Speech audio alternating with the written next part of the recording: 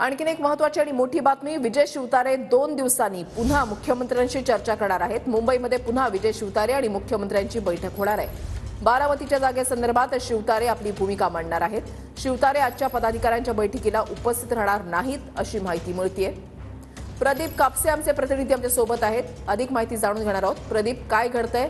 2 दिवसांनी पुन्हा विजय शिवतारे मुख्यमंत्र्यांसोबत संवाद करतील। अगदी बरोबर आहे। खरं तर वृषाली, विजय शिवतारे यांनी आज पुरंदरमध्ये महत्त्वाची बैठक जी आहे ती बोलवलेली होती। त्यामध्ये पदाधिकाऱ्यांशी स्वतः विजय शिवतारे जे आहेत ते संवाद साधणार होते। मात्र आज विजय शिवतारे या बैठकीला उपस्थित राहणार नाही अशी माहिती जी आहे ती मिळते।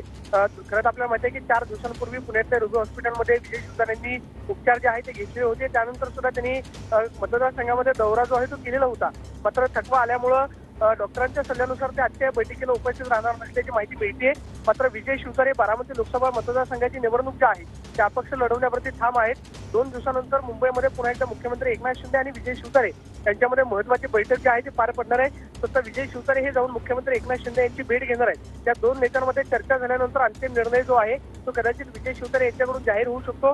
मात्र सध्या तरी विजय शिवतारे हे आपल्या भूमिकेवरती ठाम आहेत की कोणत्याही परिस्थितीमध्ये मी या मतदारसंघामधली निवडणूक जी आहे ती लढवणार आहे। मात्र पुन्हा एकदा 2 दिवसानंतर मुख्यमंत्री एकनाथ शिंदे यांच्यासोबत विजय शिवतारे यांची बैठक होणार आहे। त्यानंतर विजय शिवतारे यांची काय भूमिका असेल ते आपल्याला पाहायला मिळेल। मात्र महायुतीमध्ये बारामती लोकसभा मतदारसंघामध्ये विजय शिवतारे यांनी घेतलेल्या भूमिकेमुळे मोठा पेच निर्माण झालेला आहे। आता 2 दिवसानंतर अधिकृतरित्या शिक्कामोर्तब होतं काय फार महत्त्वाचं आहे। धन्यवाद प्रदीप दिलेल्या सविस्तर माहितीसाठी।